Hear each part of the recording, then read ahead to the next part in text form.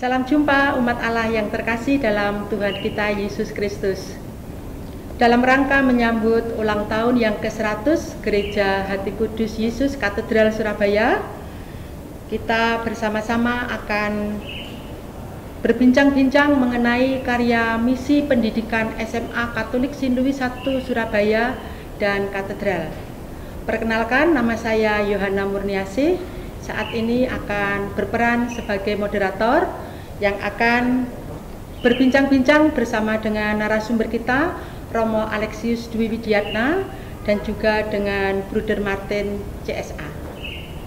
Seperti yang kita ketahui bersama bahwa Suster Ursulin sudah mendirikan sekolah yang dikhususkan untuk anak-anak putri. Lalu kita juga akan mengenal Bruder CSA bersama Romo-Romo CM yang mendirikan SMA Katolik Sindui 1 Surabaya yang berada di Jalan Anita Boulevard yang kita kenal dengan Jalan Polisi Istimewa atau M. Yasin untuk saat ini. Umat Allah yang terkasih, telah hadir bersama saya Romo Alexius Dwi Widiatna dan juga melalui sambungan online Bruder Martinus Suparmin CSA. Baik, kita akan mengawali pertanyaan pertama yang akan saya sampaikan kepada Bruder Martin. Bruder, kapan CSA hadir di Jalan Anita Boulevard? Ya, terima kasih Ibu Yana. Saya akan mundur sedikit ya untuk melihat latar belakang mengapa para Bruder CSA pada saat itu hadir. Sebelum nanti saya jelaskan kehadirannya di Anita Boulevard ini. Para Bruder CSA itu hadir di Surabaya pada tanggal 28 Mei 1862. Jadi sudah cukup lama. Pada waktu itu 4 bruder kami diutus dari Oudenbosch, Belanda untuk ke Surabaya, khususnya atas permintaan dari Pater Martinus van den Elsen, Yesuit. Beliau adalah kepala misi untuk Yesuit di wilayah Jawa. Dan saat itu bersama dengan Pastor Palings, Yesuit juga, mereka berdua yang meminta 4 bruder ini untuk hadir di Surabaya untuk membuka sebuah karya pendidikan. Sehingga pada tanggal 7 Juli 1862 dibukalah sebuah sekolah khusus putra untuk anak-anak Indo dan anak-anak Eropa, dan tepatnya itu di daerah Krembangan ya. Nah, di Krembangan ini para bruder berkarya sekitar 10 tahun. Baru nanti pada tanggal 19 September 1872 para bruder ini pindah ke Kepanjen di daerah ya di dekat gereja yang sekarang. Kemudian para bruder membeli rumah dari seorang umat ya, yang kemudian didirikan sebuah biara dan di sampingnya itu ada sebuah sekolah milik sendiri. Kalau pada waktu itu ketika di Krembangan itu miliknya para Yesuit, milik gereja lah ya, dan para bruder tinggal di situ. Para bruder menyewa rumah itu, tetapi di Kepanjen ini sekarang para bruder memiliki rumah tersendiri dan juga sekolah. Nah, baru ini titik langkah berikutnya itu pada tahun 1923 para bruder itu mencoba untuk mendirikan ya sebuah sekolah SMP Mulo setingkat SMP ya di Anita Boulevard itu tahun 1923, dan tahun-tahun itu Gereja Hati Kudus Yesus sudah diresmikan itu. Nah, baru pada tahun 1925, jadi 2 tahun berikutnya para bruder itu baru mendirikan biaranya. Jadi juluan sekolah daripada biaranya yang sekarang menjadi Komunitas Soverdi itu 1925. Nah, baru pada itulah kemudian para Buddha mulai mengelola sekolah itu ya dengan amat serius, sehingga banyak umat yang tertarik dan sekolah itu menjadi sekolah yang memang sejak awal itu sekolah yang cukup membanggakan ya bagi gereja dan bagi umat setempat. Nah, kurang lebih kehadirannya secara singkat demikian di Jalan Anita Blofat ini. Begitu, Ibu Yohana? Iya, Bruder Martin tadi menjelaskan bahwa Gereja Hati Kudus Yesus itu juga sudah didirikan. Tolong dijelaskan apakah ada peran khusus dari Bruder-Bruder CSA mengenai tentang pendirian paroki HKY, Bruder? Oh ya, baik. Peran khusus para Bruder pada waktu itu terhadap Gereja Hati Kudus Yesus memang secara dokumental itu tidak ada ya, artinya kami nggak menemukan peran surat-surat, dokumen-dokumen yang menyatakan itu. Mengapa? Karena semua dokumen-dokumen itu sebenarnya selalu dikirim ke rumah induk di Oudenbosch di Belanda pada waktu itu, dan ya tentang dokumen di sana banyak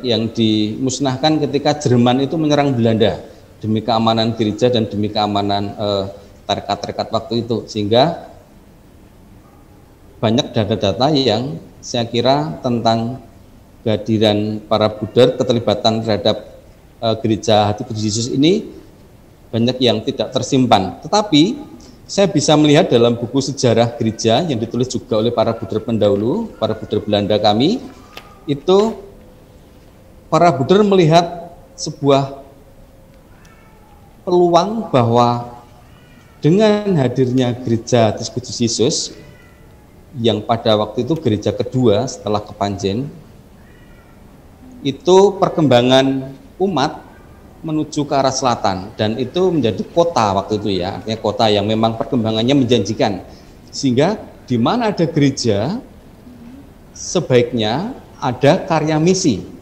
berupa sekolah. Itu konsep-konsep lama yang memang menjadi acuan dari para tarekat-tarekat ya. Saya kira para Buddha bisa membaca peluang itu, dan betul bahwa kehadiran sekolah Saint Louis dimulai pada tahun-tahun itu lalu menjadi warna tersendiri bagi kehadiran gereja. Bagi kehadiran gereja yang jangan lupa bahwa gereja pada zaman itu, gereja Katolik ya khususnya, itu tidak mudah perjuangannya karena pemerintahan Belanda yang memang mayoritas Protestan itu tidak begitu ramah sebenarnya dalam sejarah gereja ya terhadap gereja-gereja Katolik, juga termasuk gereja-gereja yang di Hindia Belanda, sehingga kehadiran sebuah sekolah dalam hal ini Saint Louis di Jalan Polisi Istimewa itu ya sungguh istimewa bagi gereja. Saya kira para Buddha peran di paroki, di gereja seperti apa ya? Saya tidak ada data yang secara detail bisa saya lihat. Tapi bahwa peran-peran berikutnya itu sungguh sangat luar biasa, iya. Itu Bu Yana, saya kira.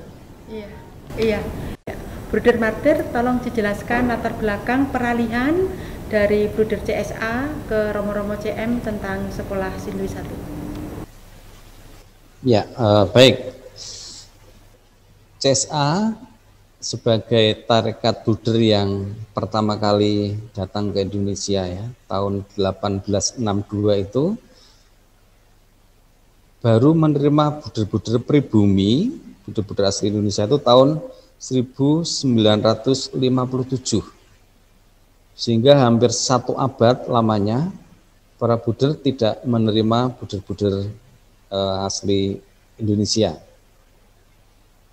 Nah, keterlambatan dalam menerima calon-calon Buddha pribumi ini lalu menyebabkan karya-karya besar berupa sekolah-sekolah yang ada di kota-kota seperti Surabaya, Jakarta, Bandung, Semarang, semua sekolah-sekolah itu kemudian dihibahkan, ada yang dijual, seperti di Jakarta itu dijual ke Pertamina, lalu yang Bandung diserahkan ke Keuskupan, yang Surabaya, St. Louis dihibahkan ke CM, lalu biaranya dijual ke SVD. Nah, jadi keterlambatan menerima buder-buder pribumi itu yang menjadi penyebab ya. Karena memang masih sedikit, tapi juga ada rahmat di balik itu. Dalam refleksi saya bersyukur bahwa pada waktu itu lalu sekolah-sekolah itu dihibahkan. Kalau nggak dihibahkan barangkali malah sudah bubar karena para budernya tidak bisa menangani karya-karya yang besar-besar itu. Nah, lalu St. Louis itu memang dihibahkan ke CM tahun 1975. Namun dalam dokumen kami memang secara legal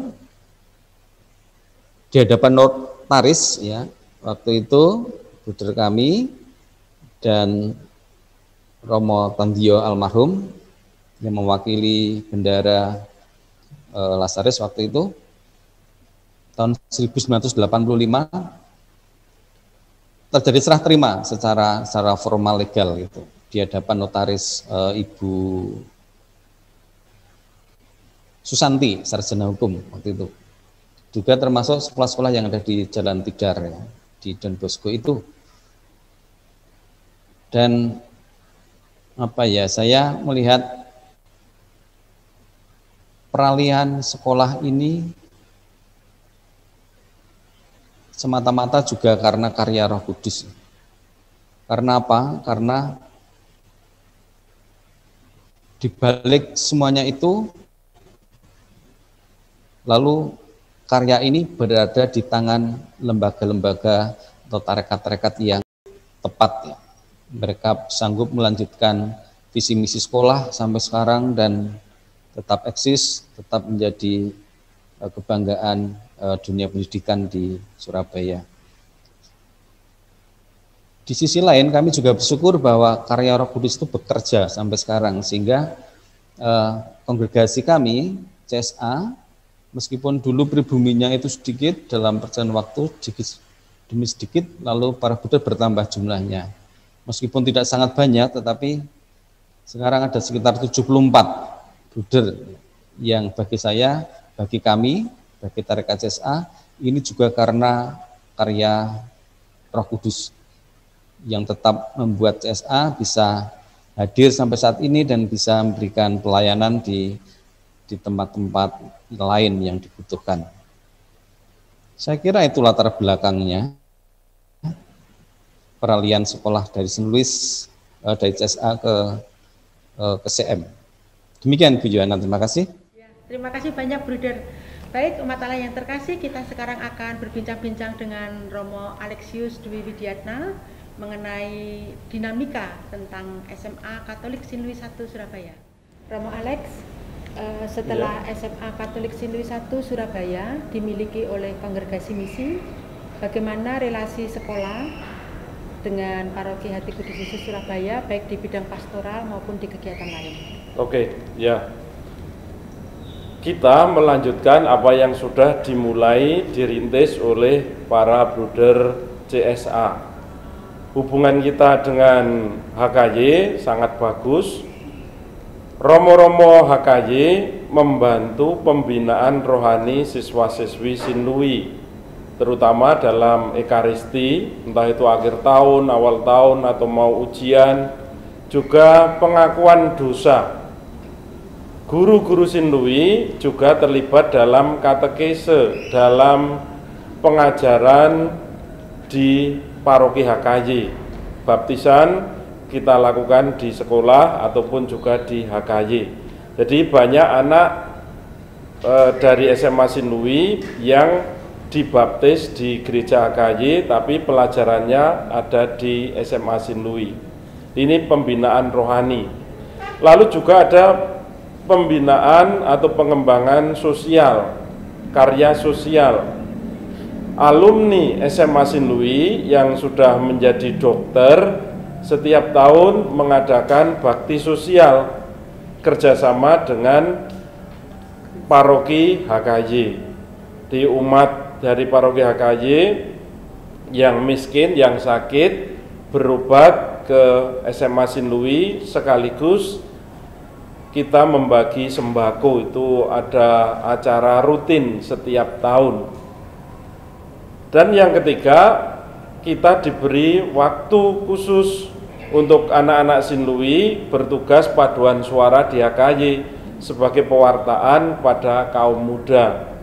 Dan yang keempat, secara pribadi, Romo Paroki HKY memberi saya tempat khusus di Pasturan HKY untuk istirahat dan makan siang bersama di Pasturan HKY. Ini sehingga saya tidak perlu pulang ke Kristus Raja, tetapi saya makan siang bersama Romo-Romo HKY dengan penuh persaudaraan, keakraban di Pasturan HKY. Ini yang kami jalin relasi khusus yang sangat membantu kami antara HKY dengan SMA Sinlui. Begitu Bu Yohana. Iya, mungkin juga bisa ditambahkan setiap minggu juga gereja HKY parkirnya ada di Sinlui 1 ya Romo ya? Ya. Dan mungkin masih banyak lagi bentuk kerjasama yang tidak bisa disebutkan satu persatu, namun yang jelas Sinlui 1 sangat baik berelasi dengan gereja Hati Kudus Yesus Surabaya. Romo sebagai salah satu kepala sekolah, dulu sebagai kepala sekolah yang sangat lama juga di Sinlui 1, mungkin Romo bisa menjelaskan misi yang terutama dari SMA Katolik Sinlui 1 Romo. Kita melanjutkan apa yang sudah dirintis Buder, yaitu mengembangkan iman dan pengetahuan. Saya mendengar kata-kata ini dari Bruder Aquino, seorang kepala sekolah SMA Sinlui yang sangat terkenal dan juga lama dulu di Sinlui. Maka kita mengembangkan integrasi antara iman dan pengetahuan, dan kami Romo-Romo CM menambahkan dengan mencintai atau peduli kepada orang-orang miskin. Ini yang menjadi misi dari SMA Sinlui. Ya. Baik, Romo, mungkin Romo ingin menyampaikan pesan khusus untuk Paroki Hati Kudus Yesus Surabaya, mungkin di masa pandemi, di tahun-tahun mendatang yang lebih sulit. Ini apa yang harus dilakukan oleh Paroki Hati Kudus Yesus Surabaya, Romo? Saya berharap katedral tetap menjadi gereja percontohan bagi gereja-gereja yang lain, mengembangkan semangat misioner, mandiri, guyub, rukun, dan terlebih peduli pada orang-orang miskin, pada orang-orang yang menderita, terutama di pandemik ini. Banyak orang yang umat kita maupun umat lain, siapapun manusia saat ini mengalami kesulitan dalam hidup. Maka gereja katedral harus peduli kepada mereka yang miskin dan menderita. Begitu Bu Yana. Ya, terima kasih Romo. Kembali ke Bruder Martin. Mungkin Bruder Martin ingin menyampaikan pesan atau apapun itu untuk ulang tahun gereja kita. Ya, Ibu Yana dan Romo yang saya kasihi. Sebelum saya menyampaikan pesan dan harapan, hati saya, hati kami, hati CSA itu dengan Surabaya, meskipun tidak mempunyai karya lagi, tetapi Surabaya itu di hati kami menjadi spirit tersendiri. Jika kami mengingat perjuangan para buder kami awal-awal, lalu ketika kami harus mengalami kesulitan, tantangan, perjuangan mereka itu menyemangati kami. Dan saya kira itu buah dari umat di Surabaya, khususnya di Gereja Hati Kudus Yesus ya, yang tidak lupa akan sejarah. Jadi bagi saya sejarah itu penting. Untuk apa? Untuk bisa mensyukuri campur tangan Tuhan yang tiada henti peran serta Roh Kudus yang sampai sekarang lalu bisa membuat gereja Hati Kudus Yesus sampai usia 100 tahun. Itu luar biasa. Ya, tanpa Roh Kudus dan tanpa kita refleksikan, kita tidak bisa mensyukuri itu. Dan yang kedua, gereja Hati Kudus Yesus ini simbol dari gadan umat Allah ya. Gereja khususnya di Surabaya, sehingga membangun sikap inklusif, menghadirkan kerjasama yang lintas iman dengan apapun keyakinan yang ada di sini, itu menjadi keniscayaan. Karena hanya dengan cara-cara itu lalu gereja sungguh hadir ya, sungguh bisa dirasakan oleh tidak hanya oleh umat Katolik tetapi juga oleh seluruh warga masyarakat, khususnya warga di Surabaya ini. Yang ketiga, karya-karya karitatif gereja seperti panti asuhan, sekolah, asrama dan sebagainya itu wajah lain dari gereja, sehingga perlu untuk direngkuh, perlu untuk diayomi, karenanya dengan cara itu lalu gereja akan semakin menampakkan wajahnya, bukan untuk kemuliaan diri sendiri, tetapi untuk kemuliaan nama Tuhan. Dan kami bersyukur, CSA bersyukur juga sekarang bisa hadir di paroki Kenjeran, yang juga para Romo CM di sana. Kami hadir membantu mengelola panti asuhan, yang saya kira ini juga bentuk dari kepedulian kepada kaum muda yang memang perlu untuk dikembangkan seluruh potensinya. Demikian, terima kasih.